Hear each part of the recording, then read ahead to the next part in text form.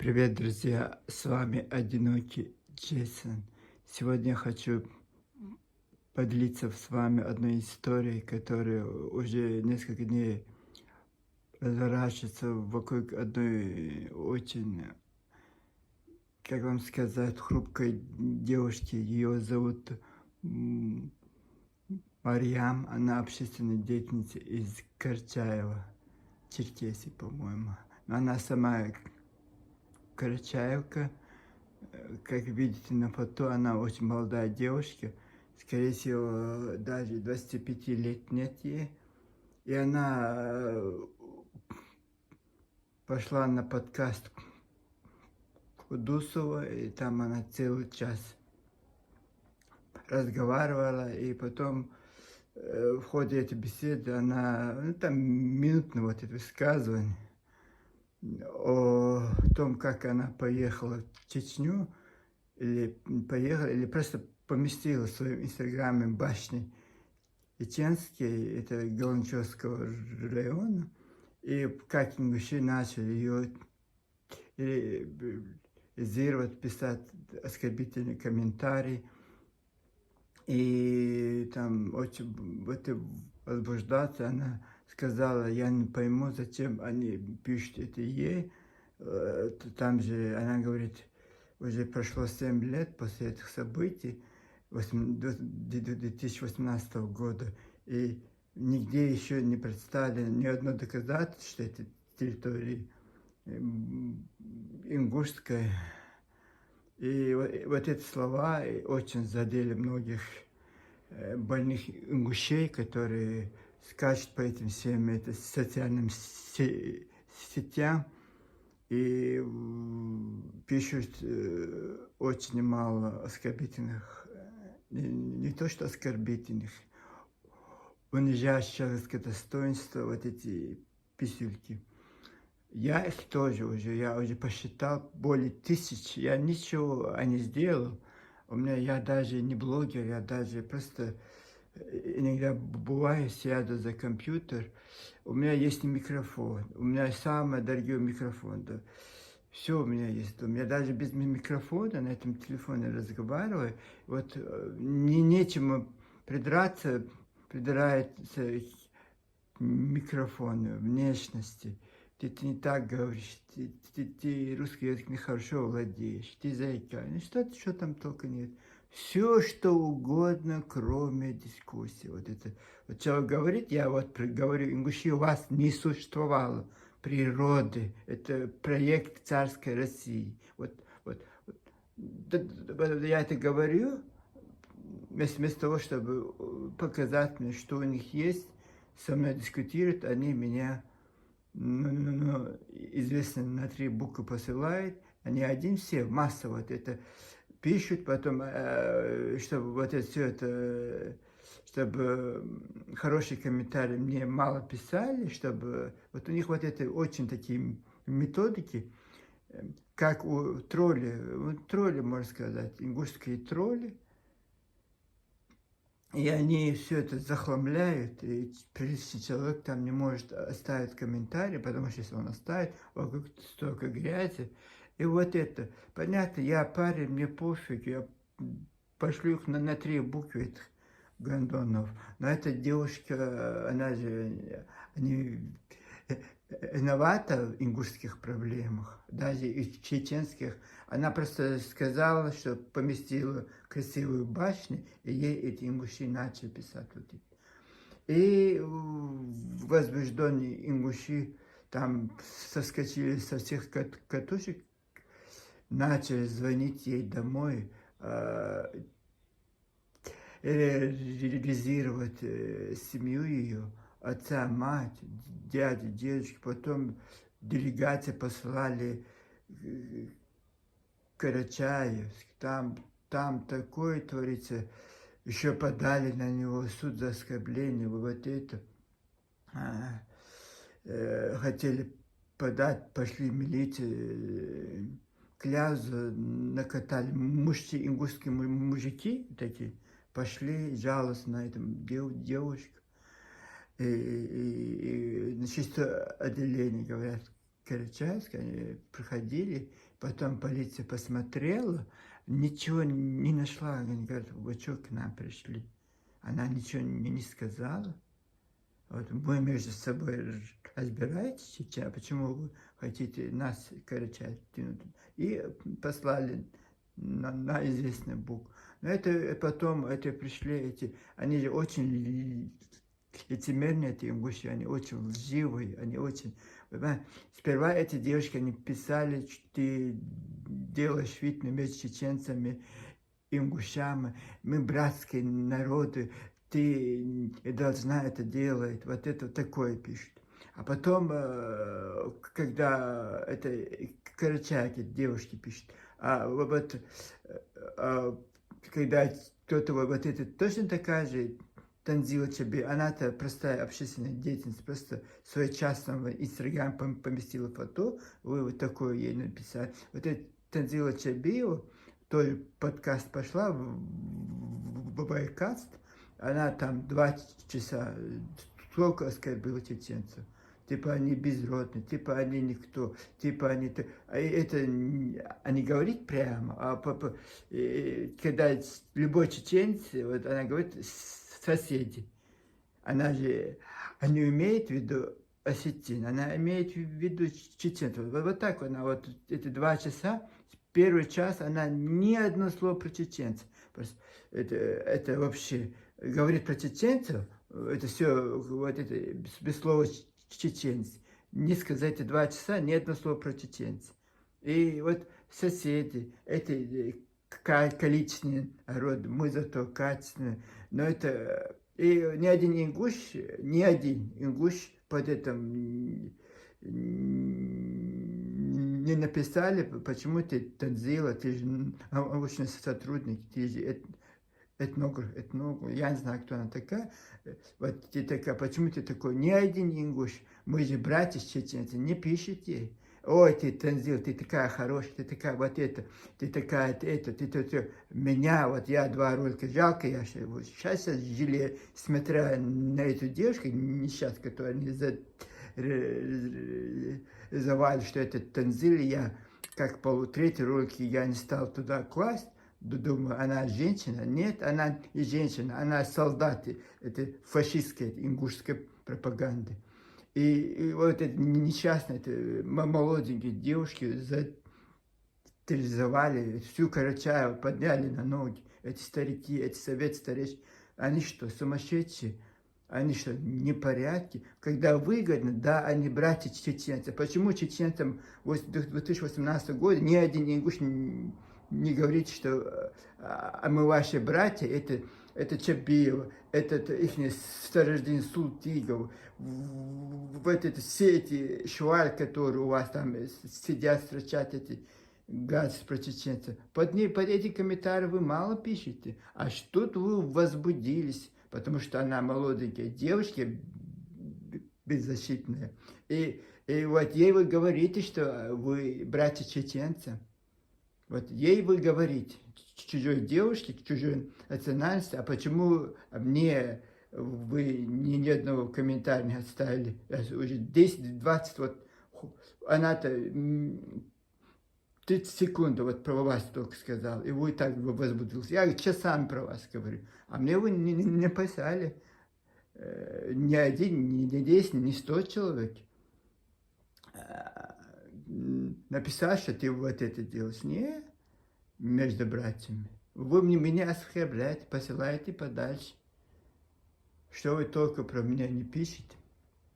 И вот это, я это как понял, что вы странные люди, странный народ. Я ошибался. Ты что? Как я ошибался? Всю жизнь считал вас братьями. Всю жизнь на вас с теплой душой относился к вам. Вот у меня, я все ингуши со мной общаются. Все мы вот это. Оказывается, все фальшивое, все это ложь, это лицемерие у вас. Рекордсмены по лицемерию. Вот. Когда вам выгодно, мы чеченцы наши братья. А почему они до сих пор не ваши братья? Почему вы по телевизору? Нигде у вас этого нет. Нигде. Нигде нет. Один Узуртанов, это всякие, вы же под его комментарии не пишите, что вы, почему ты, Руслан, между двумя братскими народами вот это делаешь. Нет, вы его одобряете, его поддерживаете. И ваш лицемерие, я не знаю, как испорченный народ, конченый народ. Вот для меня после вот этой истории, этой девушки Марьям, я вас людьми не считаю за людьми. Вы никто. Вот я знал, что вы пустышки, знал, что вы специфический народ. Сейчас я, да, вот на эту бедную девушку накинусь, чеченцы наши братья, почему ты между нами раздор делаешь? Мы ваши братья, да? А почему-то я это не слышал за эти 7 лет, как вы скажете, поэтому как наркоманы, проститутки скачут по этим площадям, они нас отняли, они нас водят. Ой, жалко, что в 1934 году, когда они захотели вас к нам присоединить, чеченцам, восстание там надо было поднять, чтобы вы, твари, к нам, они влезли, к нам в Чеченскую область влезли, и до сих пор до сих пор, вот от вас, мы уже 30 лет вы ушли, расстались, никак от нас не хотите, никак. Вот, какие молодцы эти осетины. Вот. За 10 лет они поняли, кто вы такие, выгнали вас, послали, вышвырнули. А мы за 70 лет никак не можем понять, некоторые наши братья. Я-то понял, я-то знаю, кто вы такие. А вот некоторые наши братья-чеченцы, еще к вам теплые чувства. Потому что они же не могут все лазить по вашим злочастным сайтам. Не все люди сидят в интернете. У них создается впечатление, что вы нормальные люди, вы не нормальные. В вашем зране для всех вас больных палат не хватит. Вот это мне пишете, что я больной. У вас все, вы все больны. Как вам не стыдно, мужики, под никем, под этим скрываться, еще войну объявили девушки, весь народ встал и решил объявить войну этой ни в чем не повинной девушке. Жалко, что я не могу много рассказать, но я вы, этот ваш книжечка сделка, которую вы сочинили в 2005 году, она ничего не имеет с вами. У вас нет ни культуры, у вас нет ничего, ни обычно ничего. Вы точно пришли народ, потому что вот такие, как Амелионы, когда вам выгодно, вы чеченцы, когда вам выгодно, вы осетины, когда вам выгодно, вы мусульмане, когда вам выгодно, вы христиане, когда вам выгодно, вы братья грузина, вот выгоду везде ищет. И вот эти сидят и строчите. Вот я не думаю, что порядочный ингушский парень, я вот представляю, 20-летний, 25-летний парень где-то в селе под Азрани или под Жерахом сидит. Я не думаю, что они сидят и строчат эти гадости. Это же человек, это значит, это те люди, все ваши ингуши, которые прикинулись чеченцами, приехали в Европу, додались беженцами. И вот скорее всего, вот этот пласт ингушской молодежи, стариков, вот они сидят тоже. Я знаю тут в моем городе одного ингуша, старик почти, какая-то тварь, редкостная тварь. Потому что вот так вы все, вот приехали все сюда на эти заработки, благодаря чеченцам. У вас ни одна бомба на вашу голову не падала. Я знаю, какой у вас гостеприимство. Меня, 22-летнего парня, когда я ехал в Ростов, я не знаю, куда-то я ехал, отказался заранее, я-то думал, там сяду такси в Владикавказ, у вас, оказывается, такие слои, я-то не в курсе, я-то живу в Грозном. Я не был в курсе, что и со мной был один парень, тоже молодой парень, у нас не было ни бороды. Светские, два молодых парня, И в вашем Назране ни один человек вот не пустил себе. Мало того, что вы на улице решили никуда не пойти, на этой автобус возле автостанции, Московская улица, я не знаю, какая это улица, там же, думаю, это был ноябрь, там шел дождь, и мы от дождя укрылись, и там проходят выходят из всех этих дворов эти девушки, чтобы смотреть на нас, и смеются, пальцы на нас пока. Вот это ваша войнахская. В войнах это не, это у нас это война. У вас, вот ваше ингушское гостеприимство. И как потом, как это можно свою у братского вот Ингушетии оказаться на улице? У вас же гостиниц раньше не было, сейчас, может быть, у вас и есть они. И как, я-то истерпел, я говорю, давайте мы ляжем, там ничего страшного. Главное, нас они убьют, все остальное, ничего, там утро будет, потом мы сядем в такси, уедем отсюда. У нас же с собой сумки, вот это. И ни один человек не пускает. Врут, тебя смотрят в глаза. Это женщина, до сих пор я помню эту женщину. У нас гость, хейши будхатулчи. И мы потом, оттуда эта девушка наша приходит, вместо того, чтобы сказать своему брату, знаете, там сидят два молодых парня, может, что-то у них случилось, может, вот это. Ты пойди, у нас в войнах не принято так, молодая девушка подойти к парню. Мог бы кого-то послать, дядю послать, или отца, или мать. Вот представляете, какие у них отцы, какие у них матеря. Вот такие вот растут, поэтому такие растут гнилым. Вот ни одна женщина, вот бывает, моя мать, она давно умерла, здесь материнское сердце, молодой парень, там 20 лет, я не знаю, сколько мне было, 22, 23, 24 мне, я знаю, что нам обоим не было, 24 лет. Ни одна мать, которая, мы же ходили, потом этот парень другой возбудился, говорит, назло я буду заходить в каждый двор и спрашивать, чтобы я знал, кто они такие.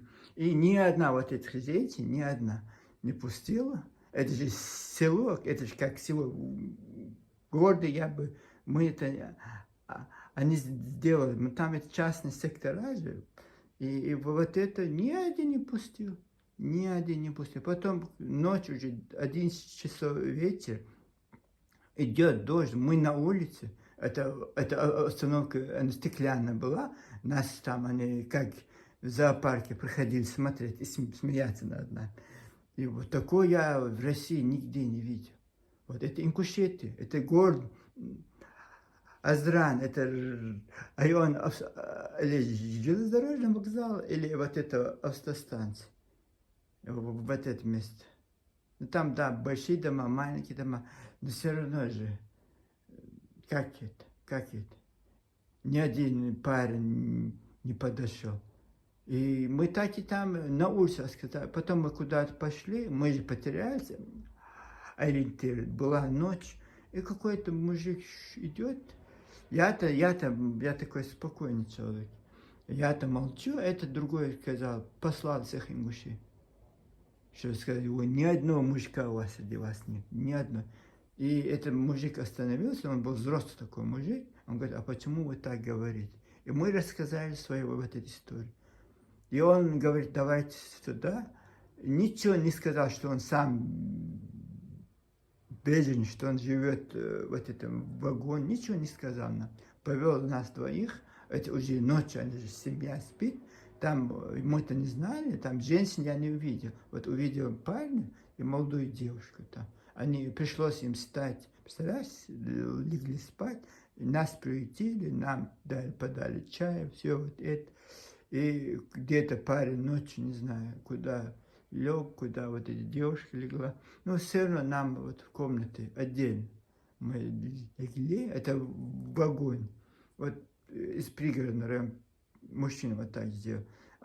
Вот это, да, потому что я жил с вами, ингушами, поэтому он такой порядочный оказался. Вот вы ингуши, которые родились вот этой Ингушетии, вы нормальные. А вот те, которые в Чечне тоже, которые родились в Чечне, они с нами прожили, питали наши обычаи, традиции, вот они тоже немножко другие. Они тоже другие. Поэтому они, когда русская вода вводили первый же кровь пролилась, это неправда, потому что это ингушский нарратив. Первая кровь пролилась в октябре 1994 года с оппозицией с российскими танками в Грозном. Но они так любят говорить, что первая кровь пролилась у нас, Азране, мы не пускали танки. До этого они просто забыли, что была еще одна война, 94 октября месяц, когда типа оппозиция русскими танками вошли в Грозный, там же тоже было трехдневное, я не знаю, 3 дня, по-моему, они там воевали, много умер, но вот посчитаем, что вот это первый жертв их.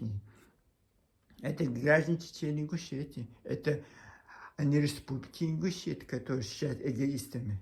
Сейчас они сами растут, у них непорядки все, и по традициям, и по обычаям, и по воспитанности, и по очень много упущений у них. Они очень много упустили. И я не знаю, как, если я сам не столкнулся бы с этим, хейт, понятно, бывает там, ну, вот это, оказывается, это у них такая уже система, они уже сидят в Европе на эти заграничные деньги, которые доп. Вот эти платят для беженцев, эти деньги платят, вот сидят на них, у них очень много свободного времени, там думать надо, и достать кусок хлеба, все есть, а почему и нет? И потом ненависть чеченцам присутствует, и вот они сидят, скорее по всей Европе они сидят, и вот это все, потому что порядочные люди, порядочный человек так себе не позволит. Вот я никогда не писал вот такой справляешь. Ни один раз, я уже лет 15 интернета, YouTube, ни один раз я с грязным словом вот, не написано, потому что это унижение моего человеческого достоинства. А на человеческое достоинство это не галочки, это не прочерки, это твое благословение. И я, ингуши, я удивлен. Вот даже мне сейчас стыдно, мне стыдно даже назвать вас ингушами, потому что ингуши хорошие люди. Это же, они же тоже восприняты на свой адрес. Я подчеркиваю, это то, что со мной произошло в молодости, вот я до сих пор это помню, вот тогда мне очень странно показалось. Когда мы ехали с Грозным, Раф был Грозный Азрань, и там ни один человек по-ингушски вы не говорили. Все на русском языке вы говорите. И какие-то женщины, вот когда верхние очулки, нижние очулки, какие-то места, там заходят женщины. У нас все так, женщины, они одеваются, как будто бы я нахожусь в России где-то там каком-то. И там вот так, все накрашены, все очень модные старушки. Вот я говорю, вот в Чечне такого нет, вот в Ингушетии, да. И я так думаю, что это совсем, это вот для меня было вообще открытие. Открытие такое, что вот какая-то большая разница. Какая-то большая разница. Да, учитель, там, не знаю, директор школы, там, не знаю, ты писатель, ты в университете преподаватель. Может такое быть? Да, может. Но вот такой вот в селе у нас будет ехать маршрутный автобус. Вот так, как будто бы в советское время я попал в Грозный 70 какой-то год. Эти короткие вот эти. Да, такое есть. Вот такое дела. Я не знаю, почему вы все ополчились против этой невинной девушки. Какие вы не мужики.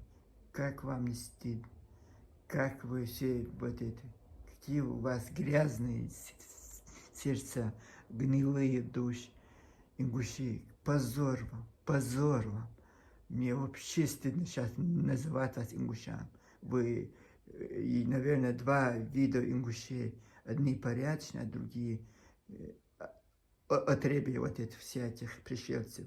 Вот так мне кажется, потому что все равно ингуш, чечен это один род.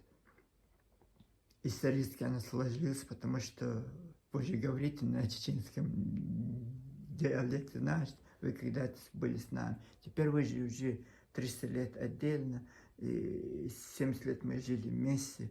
Сейчас вы 30 лет еще отдельно живете. Никак не можете справляться со своим государством. Вместо того, что думают о своих проблемах, трудиться на благо этой ингушеты, вы заняты, не знаю, оскорбляющими вещами. Вот нападаете на чеченцев, на беззащитных женщин. Вот как меня, я же такой человек, и вот думаете, что я не чеченец, и вот для вас я то осетин, я не знаю, я чеченец. Даже я не был бы, я сказал бы, что я чеченец. Я родился в Чечне, как вы многие ингуши там родились, пользовались этими благами, жили это, вы в Грозном жили, вы в сельских населенных пунктах Чечни и жили, вы как белые люди, там и школы, и супермаркет, и институты, и работы, и фабрики, заводы. Вам же там при должностях все вы, потому что русские нас, чеченцы, так вы вошли к нам, и мы лелеяли вас, я не знаю, зачем это было. Такая политика советским. Чтобы вы возбудились в 1972 году в спину, нож в спину чеченцам. Сейчас вы говорите, у вас была эта забастовка, чтобы пригородный район вам дали. Это нет. Вы сперва в 1972 году, сперва написали в 1972 году, у вас была эта прокламация, вот это ЦК КПСС, где вы нас обвиняли во всех своих бедах чеченцев, живя с нами, пользуясь своими все вот этим, вы еще наглость имели писать эти клянзы в КПСС. Вот вы стукачами были всю жизнь. Вот это у вас в крови. Вот это ваш код. Вот генетический ваш код. Предательство, ложь, лицемерие и стукачество. Вот ваш генетический, вот царский, с царских времен это идет у вас. Вот до сих пор, вот сейчас это уже, потому что если мы вместе жили бы, мы вас ставили бы на место. Вы знали бы границы. У вас теперь границ нет. У вас границ нет. Вы что хотите, то и делаете. И я рад за вас. Так что эта девушка правильно сказала. У вас нет ни одного документа, говорящего, что этот Сунжинский не ваш район. Это, вы думаете, это Сунжинский округ, где это отдельный казачий округ, к вам оно никакого отношения не имеет. Чеченцам, да, они сами добровольно вошли в чеченский округ. Казаки сами вошли. Вы потом присоединились, как они присоединились к нам, вы тоже присоединились к нам. Мы вас звали. Нам хватало это русских, которые жили это в Грозном, это в других этих станицах. Мы вас не звали. Советское руководство, вот, они-то знают эту историю, вы-то, может, не знаете, у вас это все фальсифицируется, вот, они знают вашу историю, они знают, что вы чеченцы бывшие, и вы расколоты специально, чтобы противовес чеченцам. Вот, вы и так и были, вот все эти Кавказские войны. Вы ни одного капли крови там не пролили. Это пролили чеченцы, Сунжским, которые это жили там, и Орстхой. Это не к вам. Галгаевцы не было это. Вы нигде ничего не участвовали. Вы служили царским властям. Вот стукачество у вас это было развито. И вот это Сунжский, вот это, вам это земли давали. Вот из этих земель вы годами нас ненавидели, и тогда и сейчас продолжается нас ненавидят, эта злоба вас ничему хорошему не приведет. Злость – это плохой советчик. Вам сказано, у вас нет документов, даже это было бы, но это прошло уже. Там какой-то, говорят, есть история, там, когда Кавказская война закончилась, когда масса чеченцев расходится из этих Сунжского района, вот, из земли ушли, вы решили воспользоваться моментом, там, туда вошли, и вы вошли не как в ваши земли, а вы вошли в аренду этой земли. Там написано, даже все фамилии ваши ингушские, что это аренда земель. Это вот так, это, казаки, это так они написали, казачи, вот эту власть.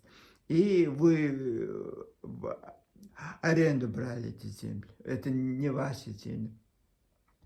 И вот потом это не продлилось долго, вот который у вас спорный вот этот клочок, там даже, говорят, 4 года она не существовала, потом сами жители, они потребовали, чтобы их присоединили вот Аргунскому округу.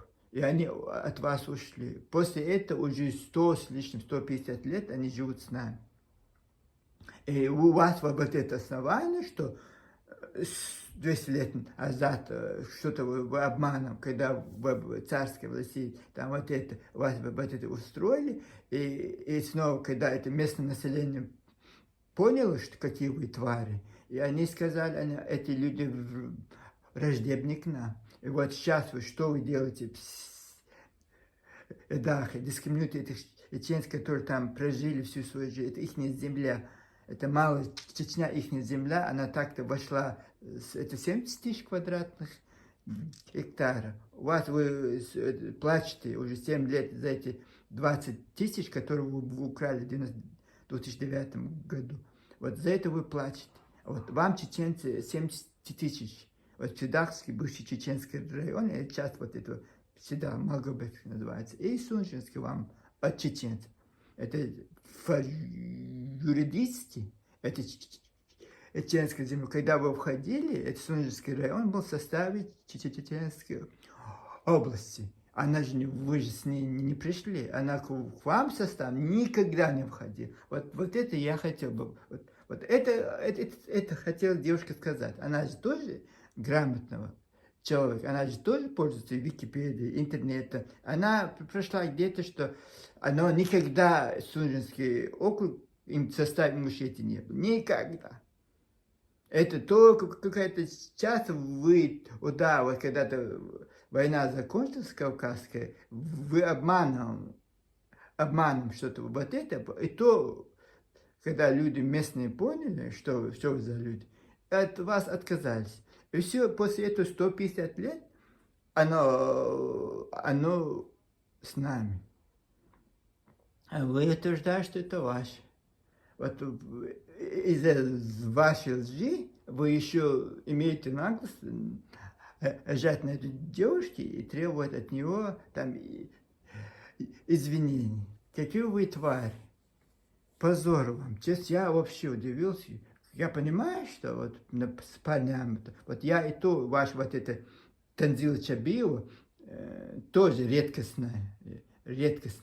И вот этот ваш Руслан Бузуртан пришел ко мне, и там почищал вот эти ролики, жалобы, строчил YouTube, чтобы комментарии убирали. Вот он, да, там днями, ночами вот защищал честь ингушки. А почему вы не считаете, она мусульманка, это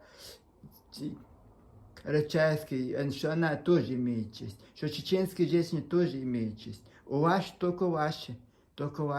Вы леете своих. Вот это не один.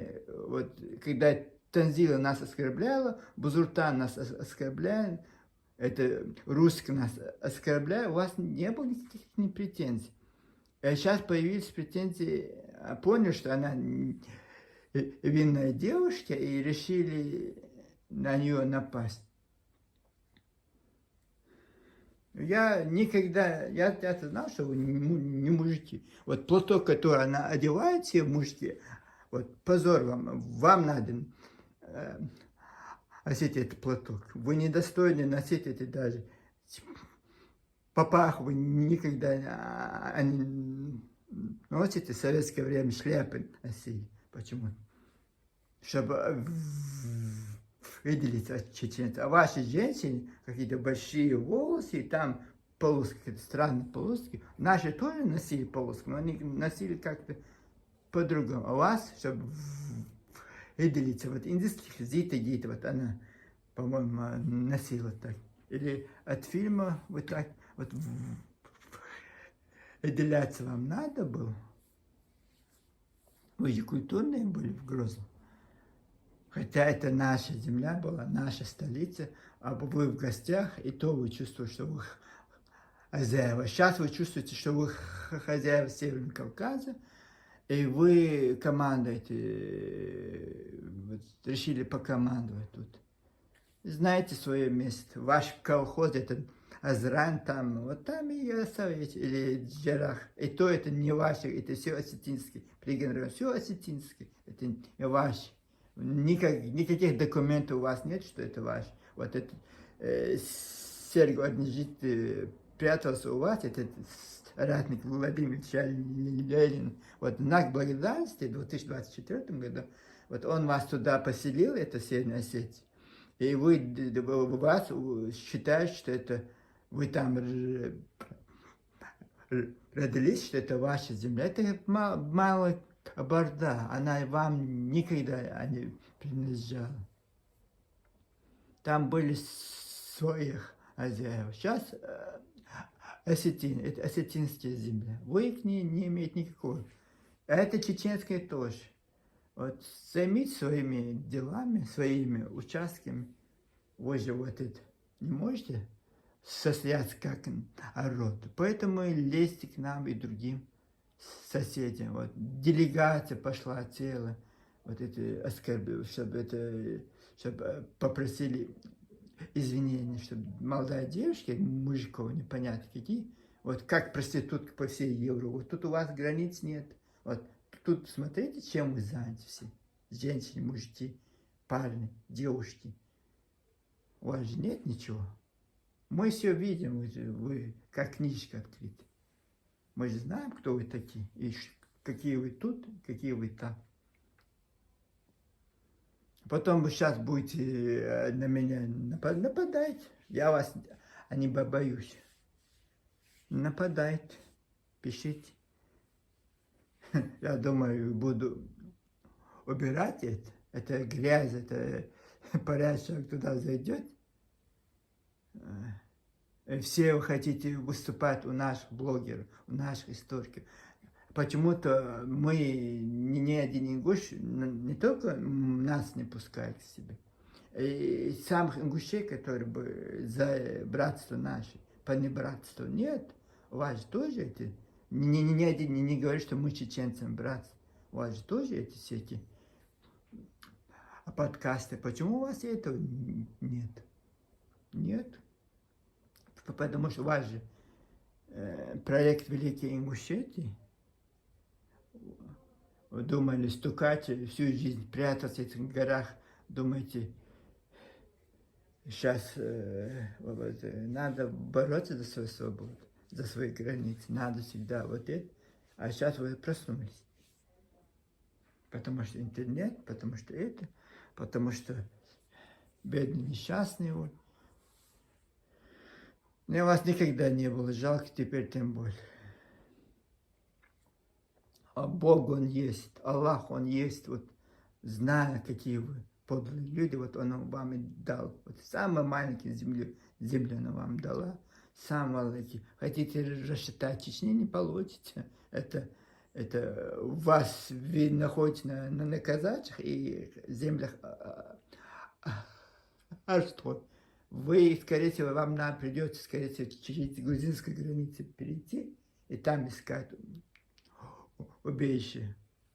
Вы же любите, что вы глигу? У нас в Кавказе глигов нет. Вот в Грузии, да, они есть. Туда, скорее всего, оттуда вы пришли, поняли, что, тут чеченцы, тут кабардинцы, адыги, и решили выучить наш язык, я не знаю,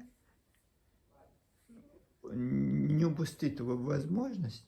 Вы же любите прикидываться. Сейчас вы, братья, сперва прикидывались к нам, братья, чеченцам, а сейчас вы прикидываетесь, братья, этим грузинам. Так что готовьте чемодан, вокзал, Тбилиси. Вот, скорее всего, мне кажется, вот если вы так будете продолжать, ваш конечный пункт будет там, скорее всего. Мне так кажется. Если вы доиграетесь, конечно, доиграетесь. Почему вы существуете? Потому что за вашими спинами были ваши братья чеченцы. А сейчас, если они перестанут, все, ваша песня будет спета. Когда какие вы лицемеры, кошмары. Привык же такой. Ой.